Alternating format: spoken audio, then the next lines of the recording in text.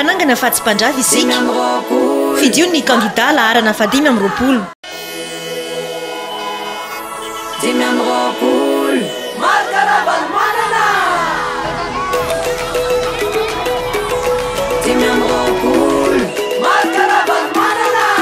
Program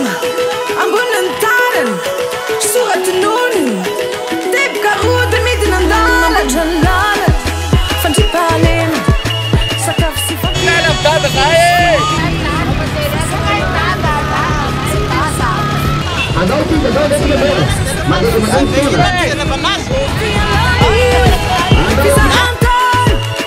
avalomanana marka iagnany navitan'izany kanao ny safidy mahaiza mitadidy fisika efa leoninana kobaka mbava sy mangidy andao iaraka ifidy fizaho tsy miala amy dada ianao tsy miala amy dada ny malagasy no mandidy fito novambra marka ravalomanana mpanangana fatsy sika hitady fanampiana misakafo aloha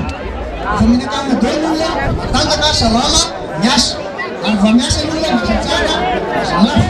ary va miasa mafy mity vola bekatsika lanjambola velona hoazy mifena zany atsika misy programme ato zany a voky salama ary efa veo voky salama misy sécurité misy lalana ho ampianaritsika zay lalatsika tsy maintsy averina mindray ny kit scolaire ho averina indray ny blouse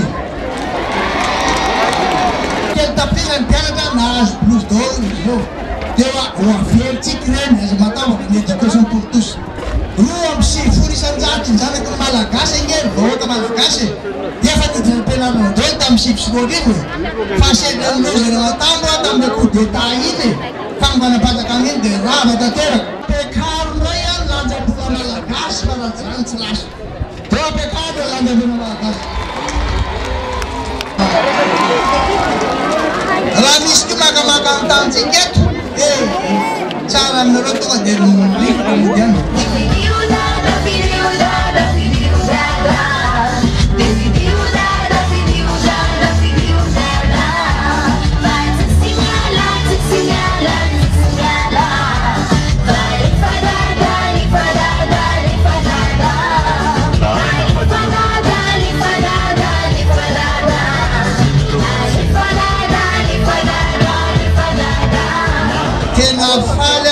taminareo eto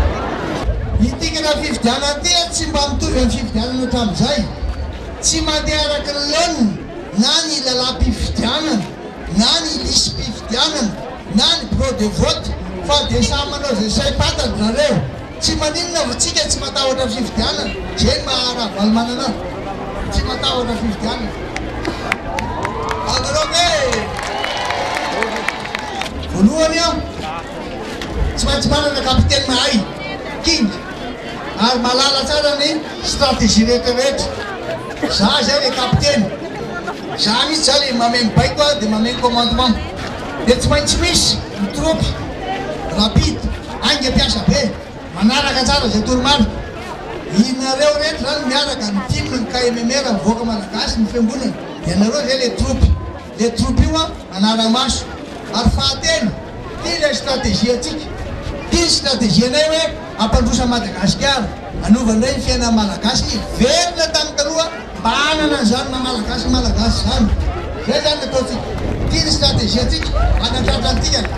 iny zany target